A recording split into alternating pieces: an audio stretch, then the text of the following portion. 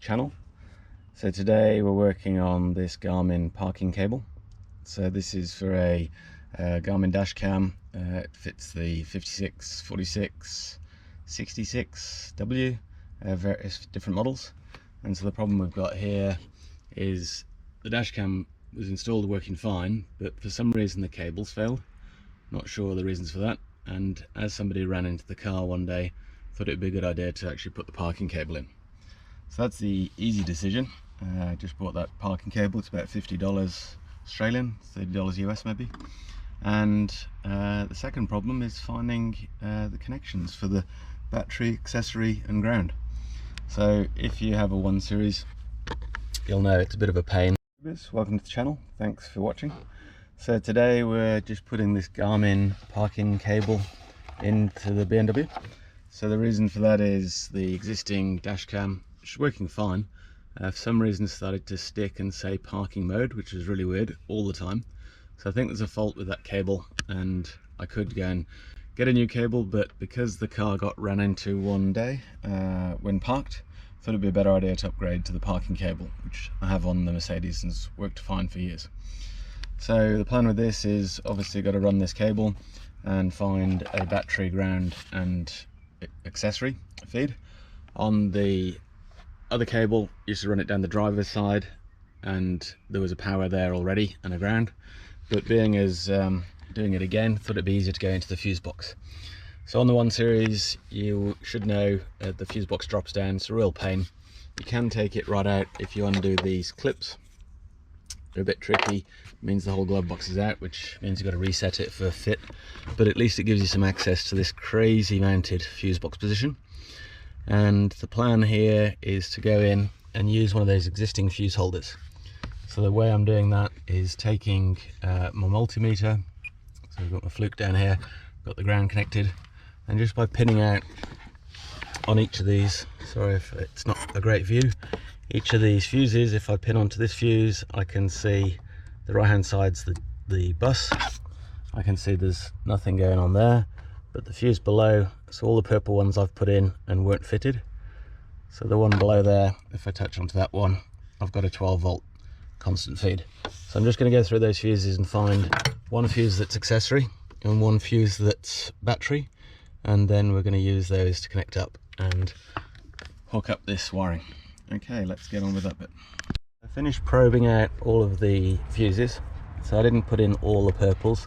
You'll see in the fuse box, this one here and this one here aren't actually fitted, so you can't get a fuse in. Not sure what's going on there. And then the two on the right there, I couldn't be bothered because they're behind the cable, but I've got the accessory on there. So the ignition is just on first position, not the main ignition. And what's working out really well is that this one here, just above the 30, the green 30, I'm now getting 12 volts on that. So that's with the accessory position on, and then with the ignition off, it might have a timer on it. We'll just see if it just drops down to 0 straight away. There we go, back to 0. Okay, so on to the next step. So we've got those two fuses, so it's the one above the 30 green and the one below the 30 green that we're going to use, and I'll just whip out all those other ones because we don't need them now. I did make that into a little table just so I could see what's going on.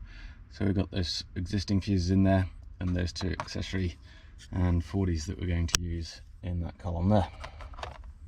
Okay, got the ground attached to that screw, and just for the fuses, the way I do this is I've just ground a little bit of plastic off the end of the fuse there, and the live side is on the right, the bus bar. The left side is the dead side, or the side going out to the device. So I've just soldered the battery onto that fuse and the accessory onto that fuse, and they should hang on pretty well. If they fall off, it's not the end of the world. You can always fix them up again later. Okay, so let's get those in and give this cable a test. So I've got that plugged in now. So I've got the battery and the accessory feeds coming off there, got the ground connection in. I'm just testing it with the camera before I run all the cable through.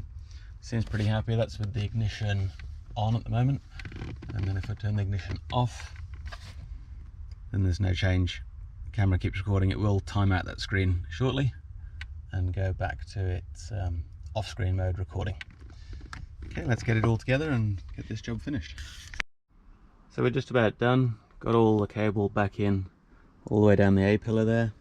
Got all the door seal back in and glove box back in and assembled. So you can't see those connections now. And then just working on the last bit now. So just put the actual little transformer unit that they provide and a few cable ties for a bit of strain relief, and we're good to go. We'll get that back together.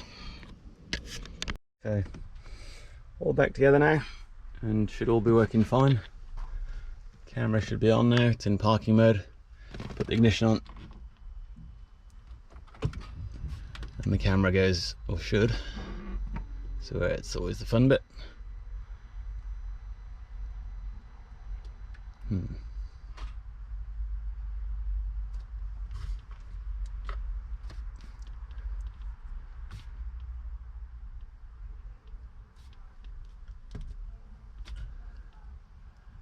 Interesting. Okay, I think that was just booting up there.